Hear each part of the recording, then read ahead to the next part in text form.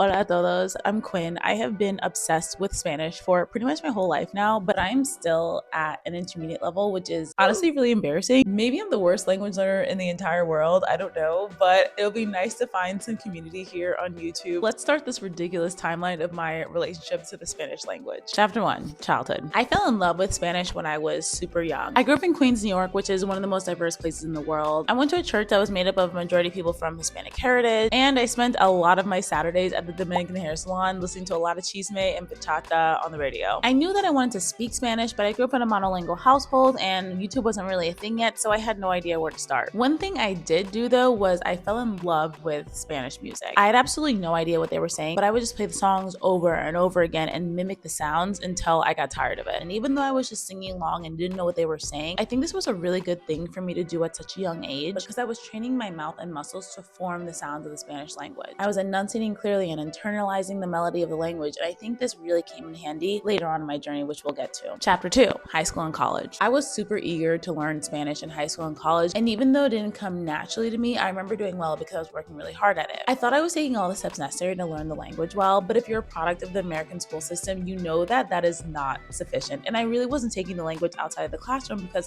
I didn't realize that was something I had to do. So again, Spanish was around me in my life, but I really wasn't immersed in it enough to fully acquire it or learn it to a level where I could do anything with it. Chapter 3, studying abroad in Spain. This is a highlight for me. Something that you should know about me is that I love Spain, and I knew from the time I was about 13 that I was going to study abroad there in college, and I did. In my junior year, I found a program that aligned with my major in Granada, Spain. But somehow in this entire application process, I missed that this was a full language immersion program. Imagine my surprise when I landed in Granada and everyone, I mean everyone, has a higher level of Spanish than me.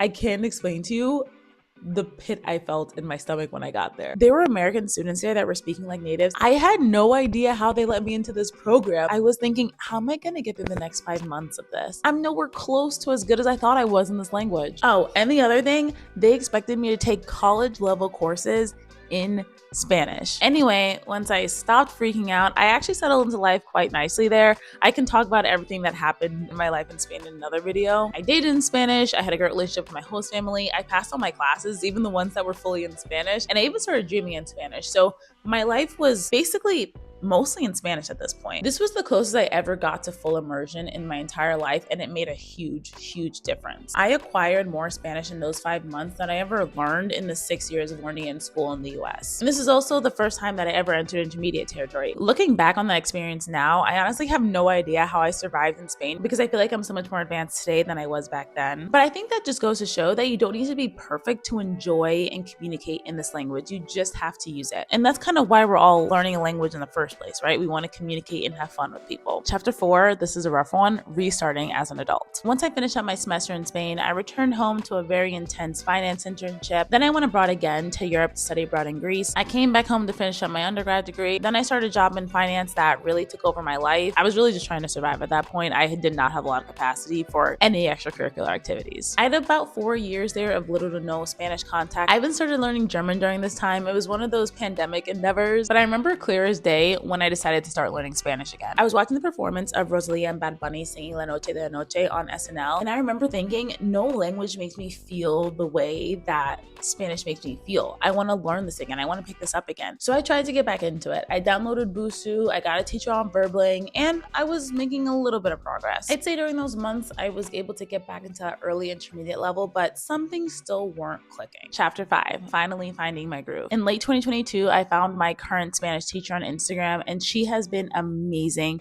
for my growth. There's so many things that make her a great teacher, but I really have appreciated the structure that she's been able to provide me in my language learning journey, setting a path forward for me to learn the language that gets me to my goal of fluency. And recently, we've just cleared all the forms of subjuntivo, and now we're just working on using them in more complex conversations and writing. And then the big shift happened. This was my big bang in Spanish learning, and I have never been the same since. I found Dreaming Spanish. I'm a member of the cult. I'm drinking every bit of the Kool-Aid that Pablo was serving, and I'm loving it. This was the first time that I was consistently getting input on a daily basis and recreating that immersion environment for myself. The key is it wasn't just any input. I was getting comprehensible input for the first time in my life. And it seemed a little counterintuitive to me at first. Before I found Dreaming Spanish, I was listening to native level content and not really understanding everything that was going on, but through context and familiar words, I was able to piece some things together. But through Dreaming Spanish, I really started to understand the importance of understanding a majority of what I was listening to. So I took a couple steps back and listened to more intermediate content that was good for my level. And that's when I started to see all the holes and gaps in my understanding of native level content. But just within 6 weeks of listening to native level content,